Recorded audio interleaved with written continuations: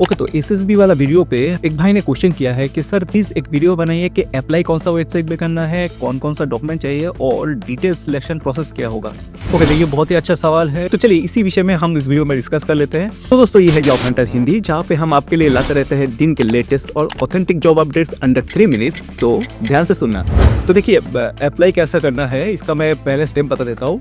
तो पहले जो आपको करना पड़ेगा कि आपको एसएसबी के ऑफिशियल वेबसाइट में जाना पड़ेगा, जो कि है recruitment.ssb.gov.in। देन वहाँ पे जाके पहले आपको सिलेक्ट करना पड़ेगा एडवर्टाइजमेंट, जो कि आपको लेफ्ट हैंड साइड का बार में देखने में मिलेगा। उसके बाद जो भी पोस्ट में आप अप्लाई करना चाहते हो उसमें क्लिक कीजिए। यहाँ पे आप अप्लाई करने की जो ऑप्शन दिख रहा है उसमें आपको क्लिक करना पड़ेगा। और इसके बाद अगर आप पहले से ही रजिस्टर्ड नहीं हो तो पहले यहाँ पे आपको रजिस्ट्रेशन करना पड़ेगा, जिसमें कुछ बेसिक डिटेल्स जैसे कि आपका नाम, आपका फादर्स नेम, आपका DOB, ये सब कुछ भरना पड़ेगा। ये हो जाने के बाद जब आपका फॉर्म ओपन होगा वहाँ पे आपको आपका एजुकेशनल क्वालिफिकेशंस, तो ये हो सकता है 10th पास या फिर 12th पास या फिर डिप्लोमा, जो भी डिग्री सर्टिफिकेट है वो आपको अपलोड करना पड़ेगा। उसके बाद आपका फोटो अपलोड करना पड़ेगा, जो कि व्हाइट बैकग्राउंड में होना चाहिए, जिसमें आपका फेस एटलीस्ट 75% जगह पे कवर होना चाहिए। एंड देन आपका सिग्नेचर अपलोड करना पड़ेगा। तो किसी भाई का ये भी क्वेश्चन होता है कि सिग्नेचर ब्लैक पेन से करें या फिर ब्लू पेन। देखिए इसमें कोई प्रॉब्लम नहीं है, आप ब्लैक या फिर ब्लू पेन कोई भी पेन यूज कर सकते हो इसमें सिग्नेचर करने के लिए। उसके बाद यह सब कुछ अगर आप कंप्लीट कर देते हो तो एक जगह पे आपका एप्लीकेशन फी देने का ऑप्शन मिलेगा। तो आप ये आपका पोस्ट, जो भी पोस्ट में आप अप्लाई करना चाहते हो उसके ऊपर बेस करके आप फी पे कर सकते हो। ये 100 भी हो सकता है, 200 भी हो सकता है, इनकेस आप एसआई के लिए अप्लाई कर रहे हो। ठीक है, एप्लीकेशन फी पे कर दोगे। उसके बाद जो कन्फर्मेशन पेज आएगा फाइनल सबमिशन की, तो उसका एक्नॉलेजमेंट फॉर्म को प्रिंट आउट जरूर रखना, क्योंकि बाद में काम आ सकता है। ठीक है, तो ये हो गया आपका कैसे अप्लाई करना है।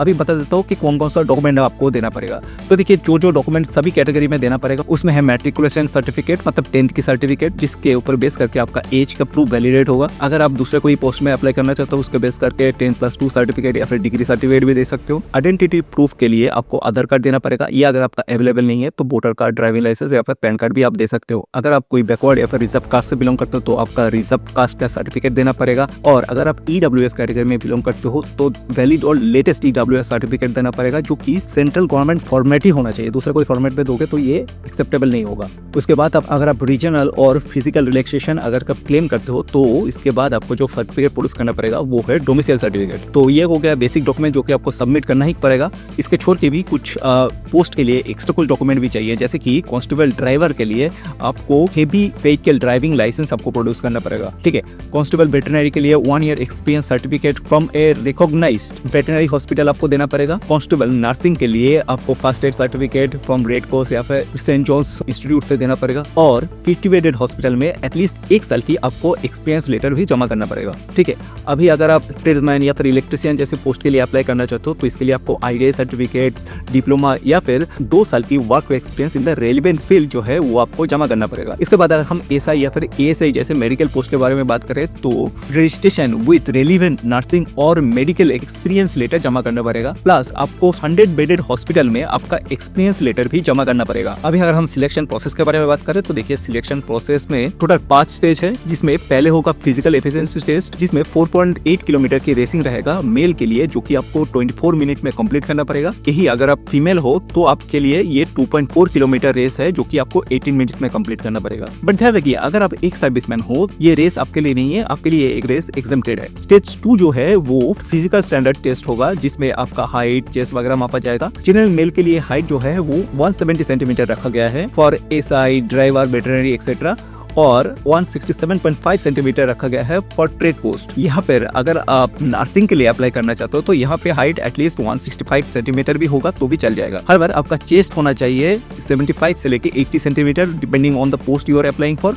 बट आपका चेस्ट का एक्सपेंशन कैपेसिटी एटलीस्ट 5 सेंटीमीटर होना चाहिए। फीमेल की हाइट के बारे में बात करें तो फीमेल के लिए स्टैंडर्ड हाइट जनरल के लिए 157 सेंटीमीटर रखा गया है। इसके बाद जो थर्ड स्टेज है इसमें होगा रिटन एग्जामिनेशन, जो कि 100 मार्क्स का रहेगा। ये मल्टीपल क्वेश्चन टाइप टेस्ट होगा, जिसमें GK, मैथ्स, रीजनिंग, इंग्लिश या फिर हिंदी से क्वेश्चन आएगा। स्टेज 4 में होगा document verification and skill test, जहाँ पे डॉक्यूमेंट वेरिफिकेशन के लिए आपको आपका जो भी सर्टिफिकेट है उसका ओरिजिनल प्रोड्यूस करना पड़ेगा, जो कि ऑफिशियल के द्वारा वैलिडेट किया जाएगा। उसके बाद जो है वो 50 मार्क का आपका प्रैक्टिकल टेस्ट लिया जाएगा फॉर ड्राइवर, ट्रेड्समैन, इलेक्ट्रिशियन, ये सभी पोस्ट के लिए। इसमें क्वालिफाइंग मार्क्स जो है वो एटलीस्ट आपको 60% स्कोर करना पड़ेगा। और फाइनली जो स्टेज 5 है इसमें मेडिकल टेस्ट होगा, जिसमें चेक किया जाएगा आपका eye sight, knock knee, flat foot, BMI, weight etcetera. तो आशा करता हूँ जानकारी आपको क्लियर है। अगर आपको वीडियो इन्फॉर्मेटिव लगे तो लाइक एंड सब्सक्राइब जरूर करना।